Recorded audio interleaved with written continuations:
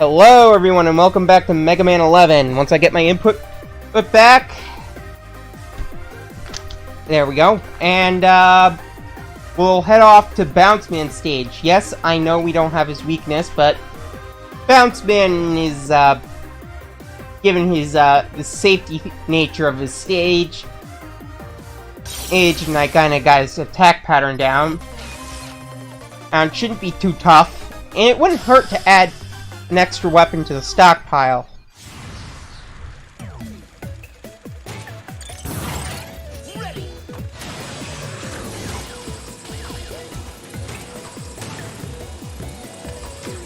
Yes, I know Impact Man's weapon is effective against Bounce Man, but Impact Man is very tough for me.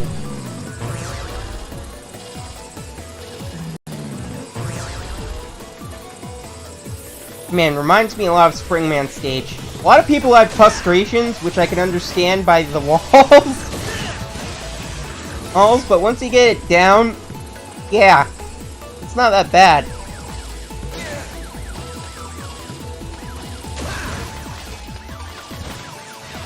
Yeah, besides, I think Mr. Oja's team is probably going to make another Mega Man game, given that the reception for this one is so fantastic. Which really warms my heart.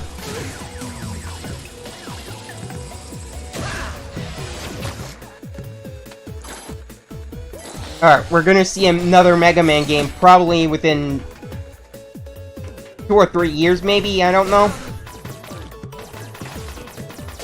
There is a good possibility Mega Man X9 could also come along. And Mr. Oja and his team did have a ton of ideas, apparently, according to the developer's interview. Dude, that could have made, like, 100 Mega Man games or so. Kinda reminds me of Mario Galaxy's development.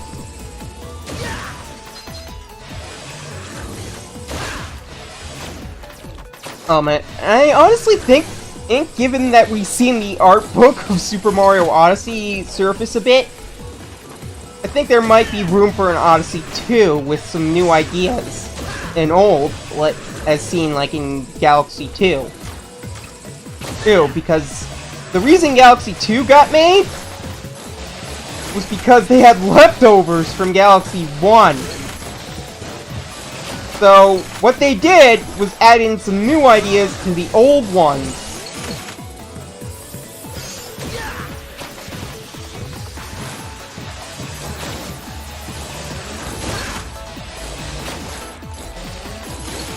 Nope.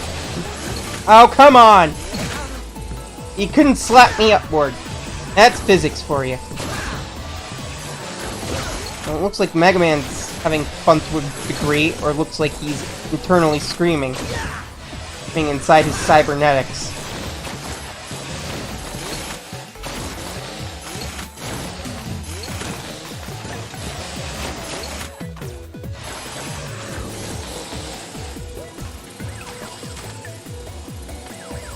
Well,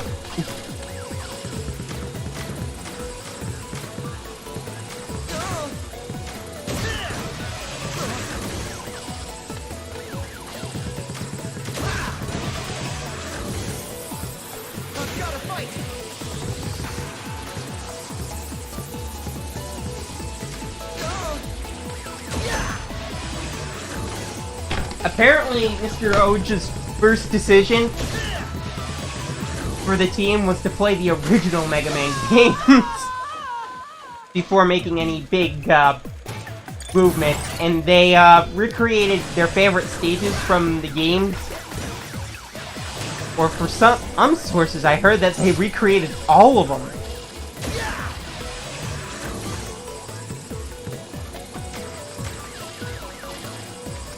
Like from Mega Man 5 through 10 to test out the art style. And there were certain phases of it. Mega Man was then super buff, like Ruby Spears. And they tried making him, according to Mr. Oja, pretty. Could have gone with, they could have gone with, this Smash Bros. Design if they wanted to, because that worked out well. When converted to a 3D model. But this style of Mega Man suits him too. Ooh, because it's a good mix of the Smash Bros. Version and his old classic feel. You know, with some new hints. I really like it.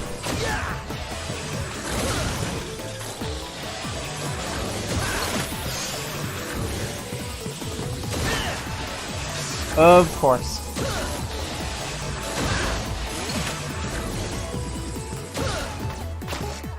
Bounce Man's theme is also very fun, too.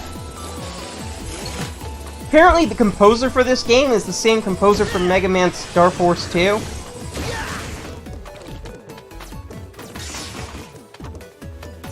So, apparently, I heard she had some big shoes to fill. Oh, and I can't really blame the developers for being scared to create this game. And they were huge Mega Man fans, too. Ooh, imagine if this game didn't live up to its hype. Imagine if it didn't play like a Mega Man game.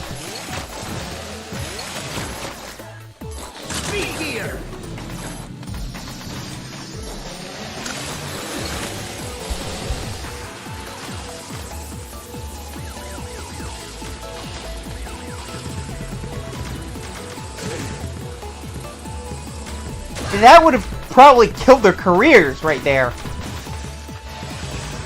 And no one wants that. And personally, I like to see a job well done. I mean, if you're gonna do something you want to do in your life, make sure you're proud of it, I guess. Like, don't make it, like, half-baked. Again, Mr. Shigeru Miyamoto said that a delayed game is eventually good, but a rushed one is a bad one forever. And I think Mighty Number 9, to be honest, could have used a few more years in the oven.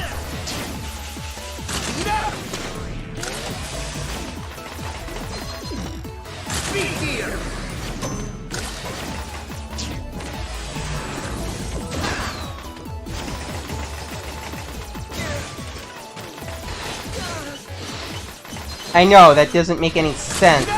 Years in the oven. Get it? Half-baked? You know what I mean. But Concept Eptonentai creates made up for it in Mighty Gunvolt, if you ask me. That just had to share a sequel.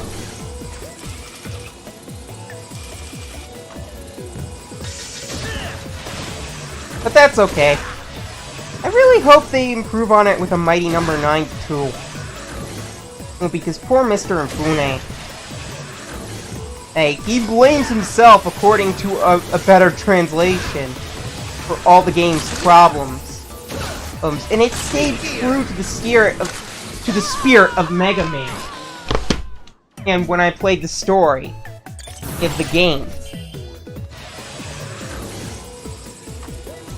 And I honestly saw a man desperately struggling to make it good. And for what it was worth, I kind of enjoyed Mighty Number 9 too.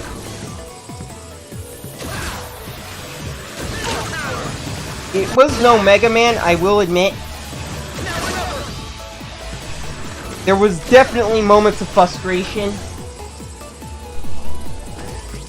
Like the lag. Maybe they shouldn't have used the Unreal Engine for that kind of thing. Those kind of frames. Or maybe, well, apparently I viewed older builds of the game and I was like, what happened? It looked so much better. Or it played, and I've heard that it even somewhat played better too. Sadly enough. I'm not trying to rag on it, I'm just saying, in Yeah. And I know there might be things I might not even know about. Oh, because even I struggle with game development. I'm actually a new guy. Who's just using Game Maker Studio, and I find it pretty complex. Hypocritical and ironic, probably. Hey, but you don't give up on something if you want to keep doing it. Just keep moving forward, I guess. Quote from Walt himself. I mean, it didn't stop him from making Oswald the Lucky Rabbit. And then making Mickey Mouse. Am I right or am I right? Huh?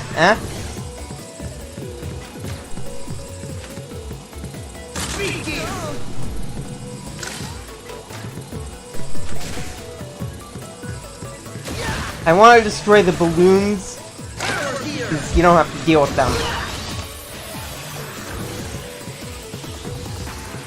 Okay, we're gonna get that E-Tank, because we're gonna need it.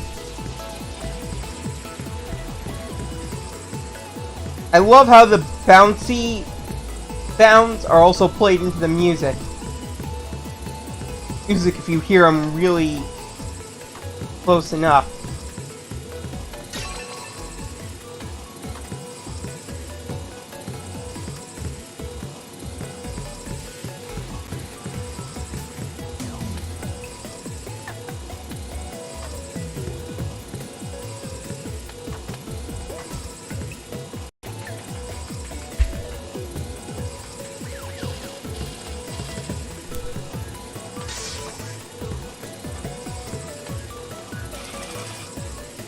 And now we gotta do this on a more bouncy surface. It's the name Bounce Man.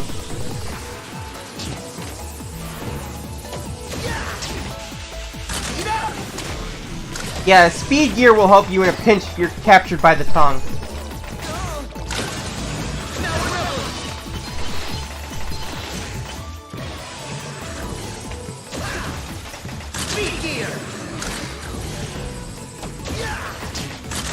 Just a small tip there.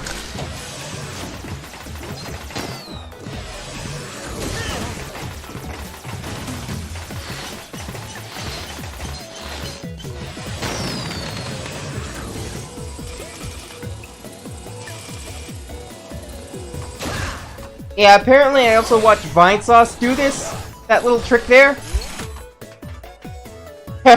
Just saved us a bunch of time. Thanks, Vinny!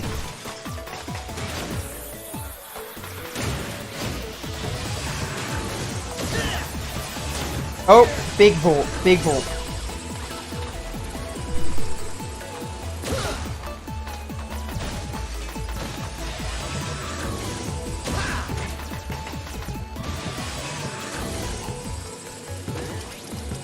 Those little robots are like, stop, cease, halt. I cannot let you go any further.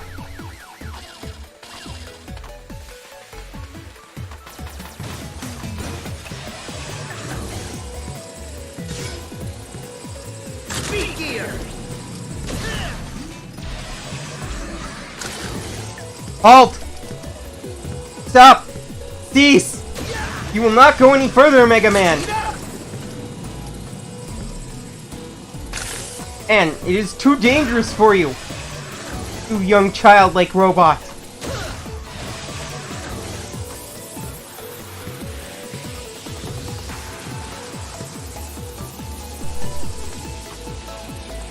think those little hovering enemies were from Mega Man 5, if memory serves me correct. They looked like they were for some little robot from Mega Man 5. And I think those cannons are from Mega Man 4, too. Especially the Ringman stage. They remind me of it. Speed gear. But then again, I could be completely wrong. The little, hovering cannons, I think are an improved model from, a Mega Man 6 enemy. So I am loving the amount of detail in here.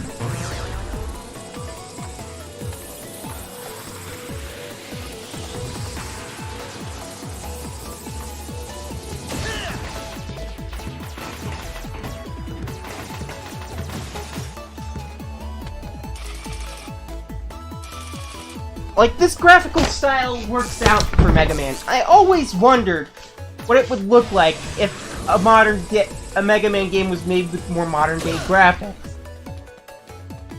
I love the retro graphics of Mega Man 9 and 10, but it was always in my burning skull. It was always burning in my skull what it would look like. Guess Mr. Oja answered that question for me, huh? And, all the other developers and artists. I should really get their names down on a list! I am terrible with names! Sometimes they're even on the tip of my tongue! You wanna bounce with me?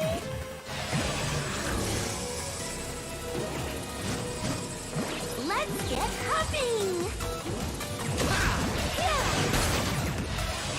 Even Bounce Man looks like he's having fun. Why was like, oh boy, how am I gonna weaponize this one?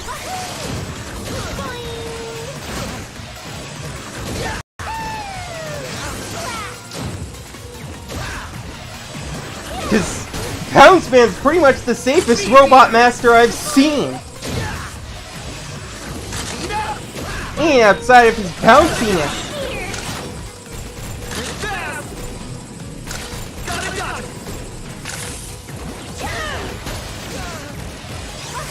He even warns you when he's gonna attack.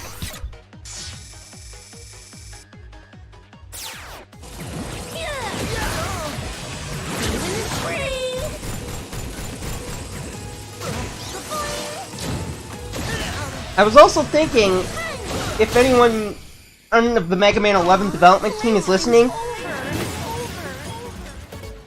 you beat this game gearless? You could add that as a thing for Base or Proto Man, but I prefer the double gear to be still there.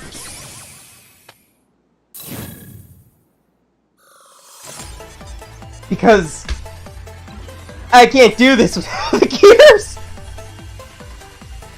And I love it that it's also designed around this too, with that in mind. I thought I wouldn't be using it as much. Turns out I would be. And it fits so naturally into the gameplay. Hey, the double gear system. Like, when at first I was like, I don't need this, I'm a veteran Mega Man fan, and then I was like, whoa! Yeah. Yeah, maybe I do, let's see what it does, and I was like, whoa, it fits so naturally. The game teaches you how to play it! It doesn't hold your hand, though.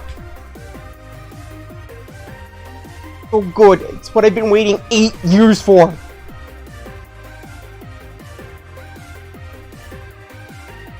Well then. That's it for this part. See you around, everyone. Bye-bye.